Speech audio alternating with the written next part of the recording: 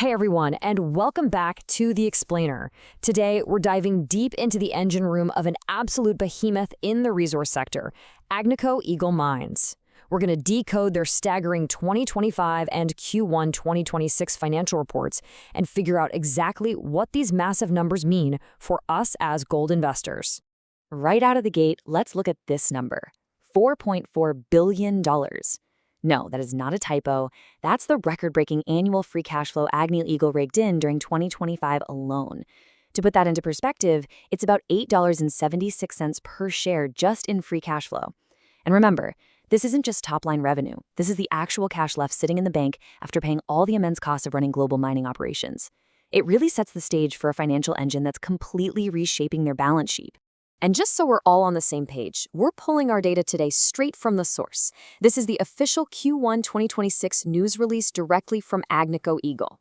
They're highlighting some record quarterly operating margins and adjusted net income in here, and we'll be basing our whole analysis purely on these official filings and verified analyst reports.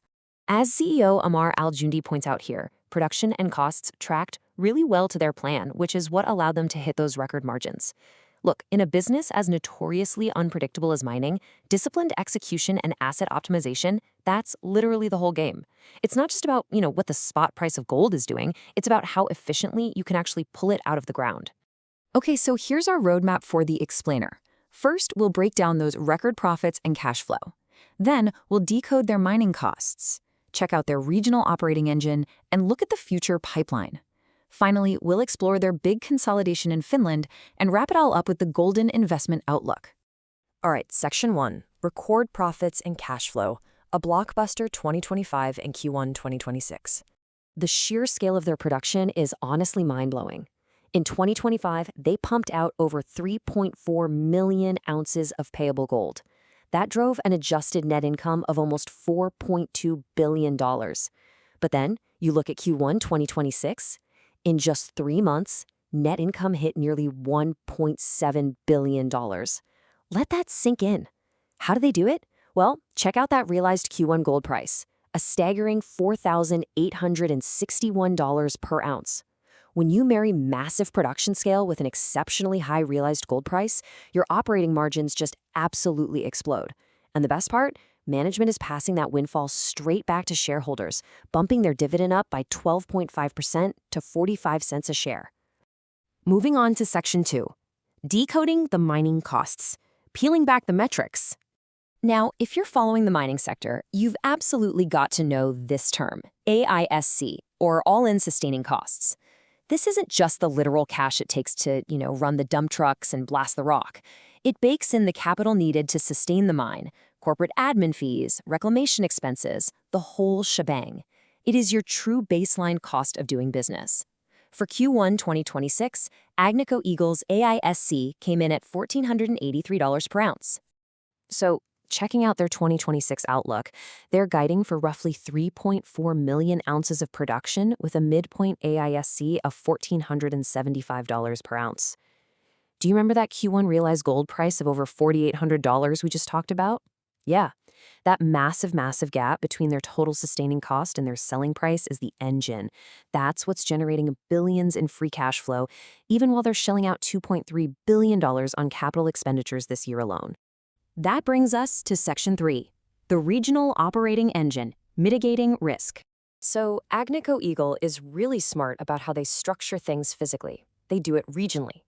By laser focusing on local procurement and building up super resilient, localized supply chains, they essentially build a fortress around themselves. It acts as a massive buffer against the crazy cost inflation and fuel price volatility we're seeing hammer global markets right now due to geopolitical tensions. It's a huge structural advantage that fiercely protects their margins when macroeconomic shocks hit the fan. All right, Section 4, Building the Future Pipeline, Organic Growth. The thing about Agnico is they aren't just resting on their laurels or obsessing over the next quarter. They are literally plotting out 20 to 30% production growth over the next decade. Fast forward to 2027, and they're expecting first production from Shaft 1 at Canadian Malartic. But 2030 is shaping up to be a monster year. We're talking ramp-ups at the Detour Lake Underground, Upper Beaver and Hope Bay projects all converging at once. And then, By 2033, Canadian Malartic hits full ramp-up, which could potentially push this company past 4 million ounces of annual gold production. And you can see exactly how the present bridges right into the future. They're taking this waterfall of cash flow from today's key projects and using it to seamlessly fund those massive expansions targeted for the 2030s. Essentially, they are entirely self-funding their own multi-decade growth story, which is pretty rare to see executed this well. Next up, Section 5, Consolidating the Finland Hub, a new multi-decade platform. Okay, this move right here is just a textbook example of aggressive, incredibly smart consolidation. It's a three-part transaction where they're acquiring Rupert Resources, Orion Resources, and a 70% stake in Fingold Ventures. By rolling up nearly 2,500 square kilometers in the central Lapland Greenstone Belt, they're basically creating a brand new massive multi-decade platform. The endgame? They want to transform this whole Finland footprint into a 500,000 ounce per year gold production hub within the next decade. Talk about a power move. Finally, Section 6, the Golden Investment Outlook, Weighing the Forces. Now, as you might expect, Wall Street is definitely catching on to this financial engine. Recently, the analyst over at Scotiabank actually bumped up their full-year 2026 earnings per share estimates for Agnico to $16.79. Looking across the broader market data, there's a consensus moderate buy rating, with average price targets floating right around 318 Canadian dollars. And honestly, it makes sense. The financial strength we're seeing, like their nearly $3 billion net cash position, it just affords them an unbelievable amount of strategic flexibility. But to be fair and get the full picture, we have to weigh both sides of the scale impartially. On the bull side, you've got Tier 1 assets and politically safe jurisdictions, super predictable guidance, and a structurally bullish macro environment for gold right now, largely driven by global uncertainty. However, on the bear side, well, no miner is immune to risk, right? Extreme gold price volatility can crush margins just as easily as it expands them.